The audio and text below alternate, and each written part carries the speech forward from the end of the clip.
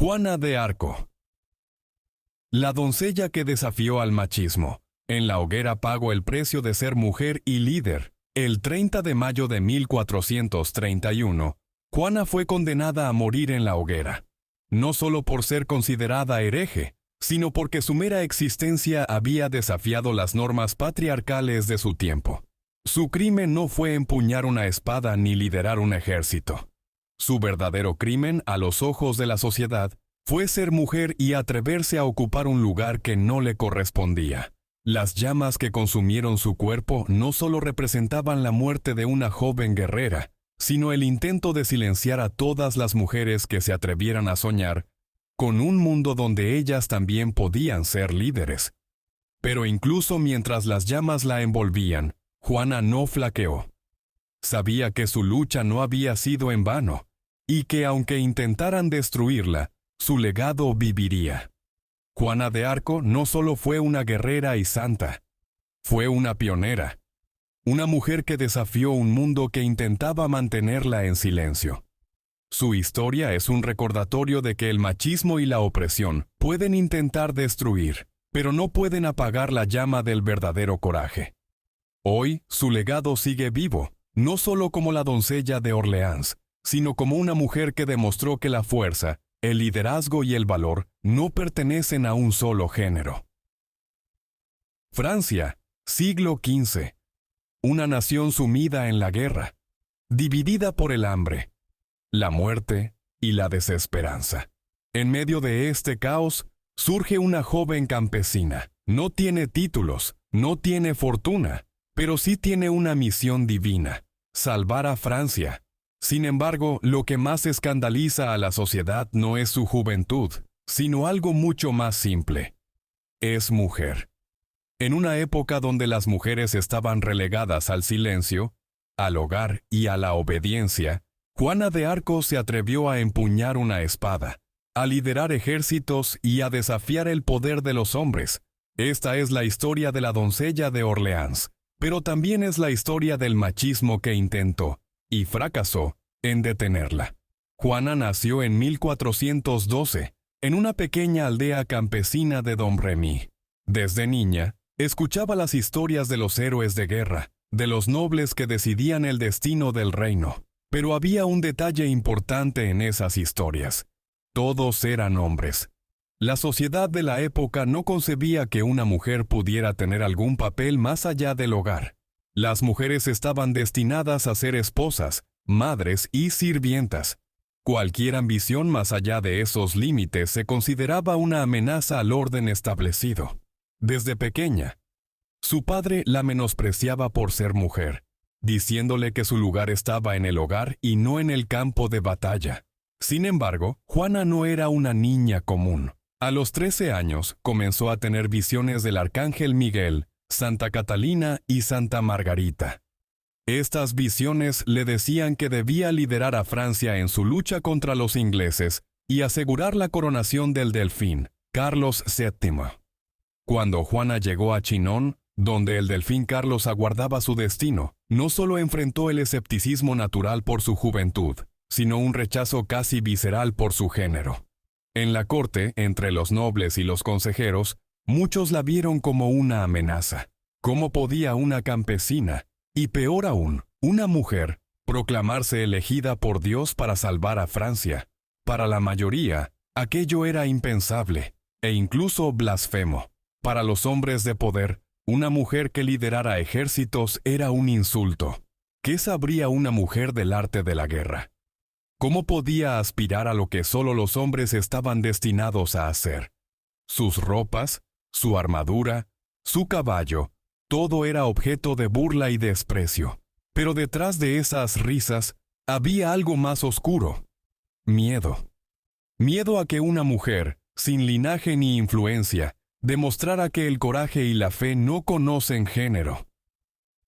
A pesar del escepticismo y el machismo de la época, Juana convenció a un grupo de soldados y nobles de que sus visiones eran reales.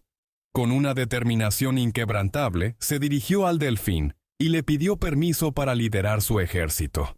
Sorprendentemente, Carlos VII accedió, y Juana, vestida con una armadura, se convirtió en la líder de las tropas francesas. Desde pequeña, las voces que escuchaba la empujaban a algo mucho más grande que lo que su género le permitía. Le decían que debía liderar, que debía luchar, que debía salvar a Francia. Una niña, sin entrenamiento militar, que desafiaba a los poderosos de su tiempo. Y lo más inconcebible, una mujer que osaba tomar decisiones en el campo de batalla. Juana fue interrogada por clérigos y nobles, quienes la sometieron a pruebas y preguntas interminables, intentando hacerla caer en contradicciones. La interrogaban sobre su pureza, su virginidad, su vestimenta. Para ellos, una mujer que vestía como hombre era motivo de sospecha y burla. A pesar de las dudas iniciales sobre su autenticidad y su mandato divino, Juana fue capaz de ganar la confianza de Carlos, en parte porque durante su audiencia fue capaz de identificarlo, a pesar de que Carlos se había escondido entre la multitud para probarla. Además, el apoyo de algunos de los consejeros del Delfín y la profunda convicción de Juana en su misión impresionaron a Carlos y a su corte, quienes, ante la desesperada situación militar de Francia, accedieron a darle un pequeño ejército. Pero Juana no se dejó intimidar. Frente a un sistema patriarcal que la trataba como una anomalía, ella se mantuvo firme. No aceptaba ser juzgada por lo que vestía o por su género. Para ella, su misión estaba por encima de todo eso. Y con el tiempo, aquellos que la despreciaban por ser mujer, se vieron obligados a aceptar una dura realidad. Juana estaba cambiando el curso de la guerra. En el campo de batalla, el machismo y la discriminación seguían persiguiéndola.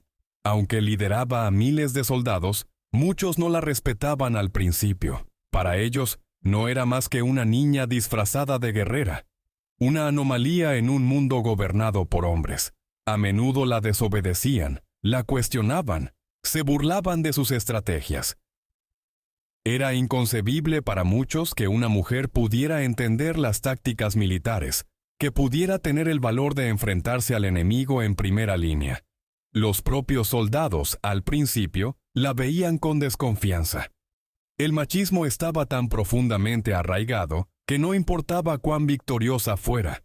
Siempre sería vista como una excepción, una anomalía que desafiaba el orden natural. Pero, batalla tras batalla, Juana demostró que no solo era una líder, sino una estratega brillante. Sus victorias en Orleans y otras campañas claves cambiaron la percepción de sus tropas y del reino, pero no sin que el machismo intentara constantemente restarle méritos. Para Juana, no había diferencia entre un hombre y una mujer en la guerra. Lo único que importaba era la voluntad, el coraje y la fe. Y mientras aquellos que se reían de ella quedaban atrás, ella lideraba, ganando no solo victorias militares, sino un respeto que, aunque tardío, fue inevitable. Juana, con el apoyo de algunos nobles y líderes militares, organizó una ofensiva para retomar París en septiembre de 1429. Sin embargo, Carlos no estaba completamente comprometido con la campaña. De hecho, hizo acuerdos políticos con Felipe el Bueno, duque de Borgoña, que retrasaron los esfuerzos de Juana y limitaron los recursos disponibles para la campaña. El 8 de septiembre de 1429, Juana dirigió un asalto directo a las murallas de París. Sin embargo, las defensas de la ciudad estaban bien preparadas, y el ataque fue un fracaso. Juana resultó herida en la pierna por una flecha, pero aún así, quería continuar el asalto. A pesar de su insistencia, los líderes franceses decidieron retirarse, dejando a Juana frustrada y decepcionada. Este fracaso en París fue un golpe significativo para Juana, tanto militar como políticamente. A partir de este momento, Carlos VII y su corte comenzaron a distanciarse de ella.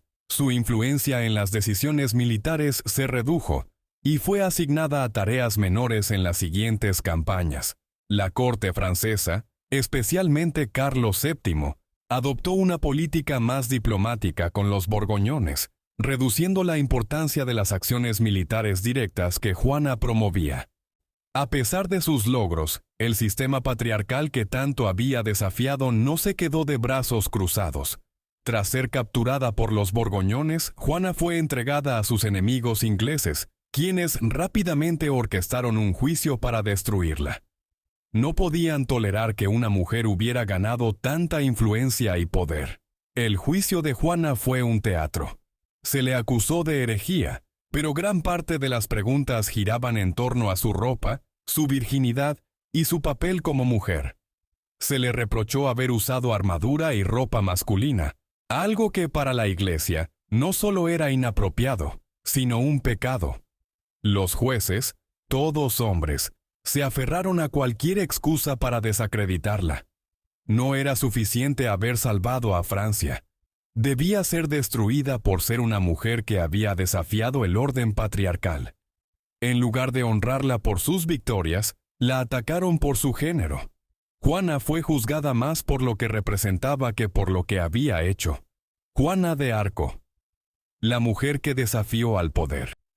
Su valentía y fe inquebrantable inspiraron a sus soldados y elevaron la moral de toda Francia. El 30 de mayo de 1431, Juana fue quemada viva en la plaza del mercado de Rouen. Tenía solo 19 años. Sus últimas palabras fueron una oración a Dios, pidiendo perdón para sus enemigos. Su muerte fue un acto de martirio que dejó una marca indeleble en la historia. Años después, en 1456, un tribunal inquisitorial revisó su caso y la declaró inocente. Juana fue canonizada como santa en 1920, y hoy es recordada como una heroína nacional de Francia y un símbolo de la lucha contra la opresión y el machismo. Juana de Arco, la doncella de Orleans, sigue siendo una figura inspiradora. Un testimonio de la fuerza y el coraje de una mujer que desafió las normas de su tiempo y cambió el curso de la historia. Suscríbete para más historias de lucha.